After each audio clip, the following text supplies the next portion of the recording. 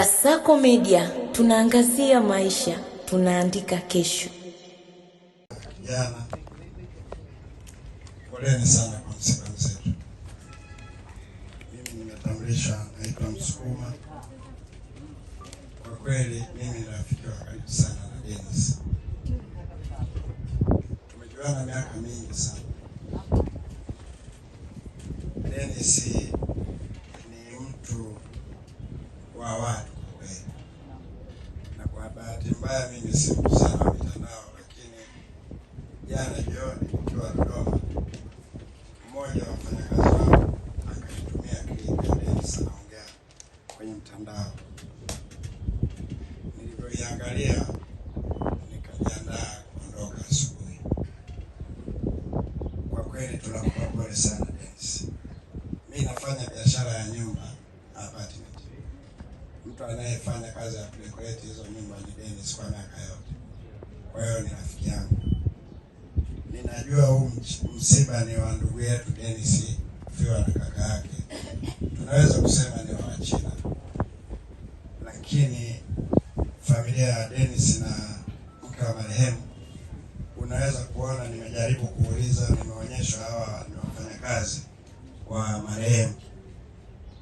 Mimi kwa maisha yetu ya Kitanzania ninadhani wao wameumia zaidi kuliko hata nyie, kwa sababu tunajua hali ya nchi yetu na ajira ilivyo ngumu, na kazi hii nadhani haichagui degree. Wamo wenye elimu kama ya kwangu.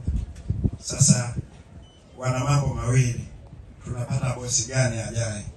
Kwa hiyo wana maumivu makubwa zaidi. Nilikusikia pia kwenye clip yako, nimerudia mara mbili, kwamba hata wakati wa corona wewe hukuwanyima Watanzania hawa mishahara.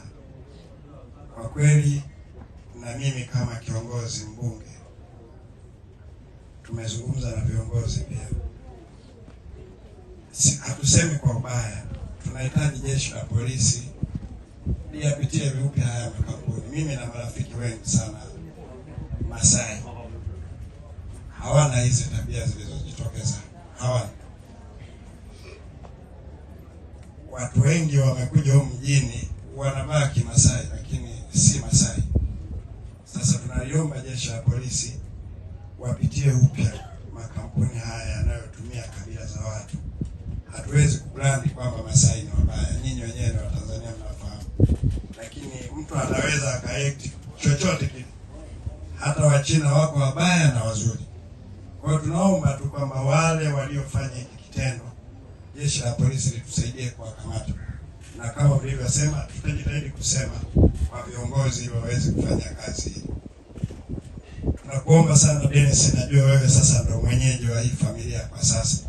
Hata kama mtoto atabaki hapa, ameona upendo wa marehemu baba yake, jinsi alivyokaa na watu, aendelee kuwa na tabia hiyo ya Kitanzania ya baba yake, kukaa na watu, kuwasikiliza watu, kusaidia watu. Ndio tabia zetu za Tanzania.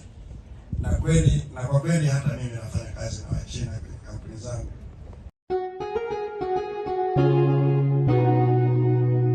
Kasako Media, tunaangazia maisha, tunaandika kesho.